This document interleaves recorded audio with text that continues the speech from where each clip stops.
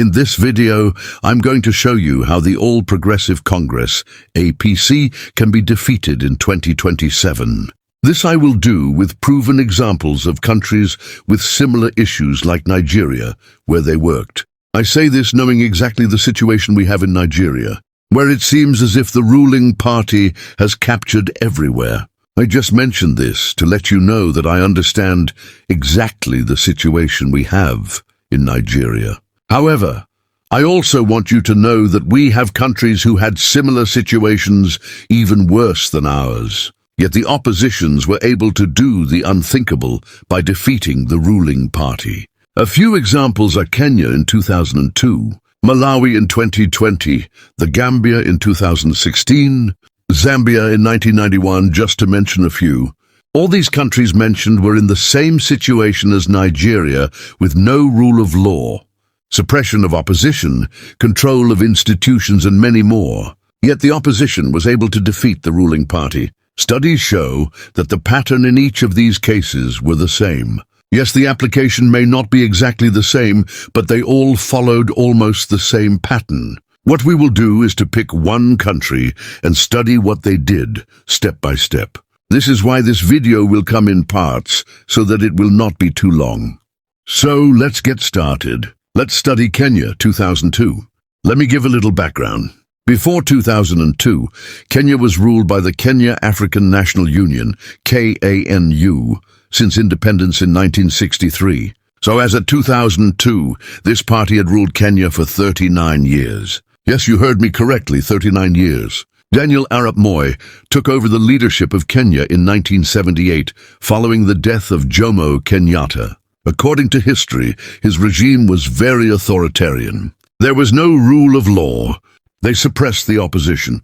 They controlled the media and other institutions. I'm sure this sounds familiar as a Nigerian. They weaponized tribal politics, just as APC is doing in Nigeria currently. In fact, they even introduced a one-party system in Kenya in 1982, just to help them be in power perpetually. This was eventually reversed in 1991 after much pressure. What did the opposition do? Number one, the opposition parties came together and formed a strong coalition. One of the strongest winning strategies adopted by the opposition parties was to come together.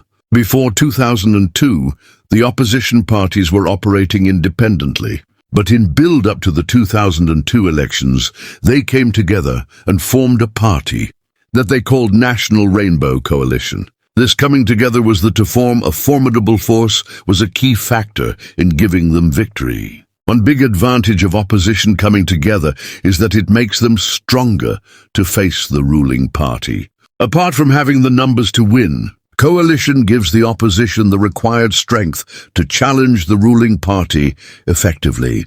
Coalition also helps the opposition in pulling funds and human capital together. This helps in campaign and proper monitoring during elections. Just imagine having strong presence at all the result collation centers, the fraud that can be prohibited. Even the Holy Book says that 5 of you will chase 100, and 100 of you will chase 10,000.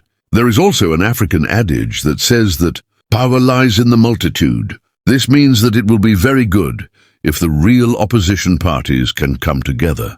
I use the phrase real opposition because we also have controlled oppositions in Nigeria, parading themselves as opposition. So it will be wonderful for real opposition parties to come together and form strong coalition. Even if they cannot form a new party, they can all agree to use one particular party. This will be very good, but in doing this, they must be careful not to fall into the hands of the ruling party, who uses the controlled oppositions. Please, I plead that you kindly subscribe to our channel and share this video. The second thing they did in Kenya was to select the most popular candidate as their flag bearer. There were 2 candidates, Odinga and Kibaki. The party chose Kibaki mainly because of his popularity. He was more popular than Odinga. While Kibaki was seen as a good administrator, Odinga was, however, more of an activist. So the people preferred him to Odinga. This popularity was also as a result of his perceived integrity. Perceived integrity played a significant role in Kibaki's greater popularity over Odinga among Kenyan voters. It shaped how each leader was viewed by the public and coalition partners. This ultimately influenced Kibaki's emergence as the preferred candidate. Kibaki's image as a steady, uncorruptible technocrat resonated more broadly than Odinga's activist but ambiguous profile. Now, coming to Nigeria, if any coalition happens, I will advise them to give Peter Obi the ticket. It's obvious that Peter is more popular than other opponents. The closest to him is Atiku Abubakar, and I can also authoritatively tell you that Obi is far more popular than him. Atiku's strength is only on using a bigger party. Atiku doesn't make any wave without contesting in a big party. He contested under Action Congress in 2007. Then he was the sitting vice president. The Action Congress had one governor, Bola Tinubu. They had about 25 federal lawmakers. So Atiku Abubakar contested under Action Congress in 2007 with a governor, about 25 federal legislators, and even as a sitting vice president. Yet he didn't make waves at all.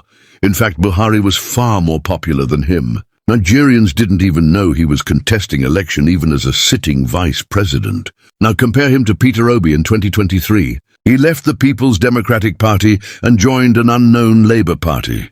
He wasn't the sitting vice president. He had no governor and no federal legislator, yet the whole world knew about him.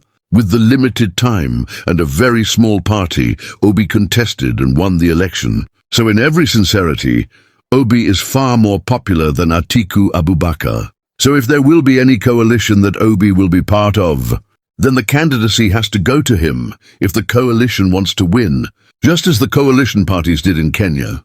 I'm stopping here for today, but before I go, please subscribe to our channel and kindly share this video. I'm coming back tomorrow with part 2 of this. God bless you, and God bless the Federal Republic of Nigeria.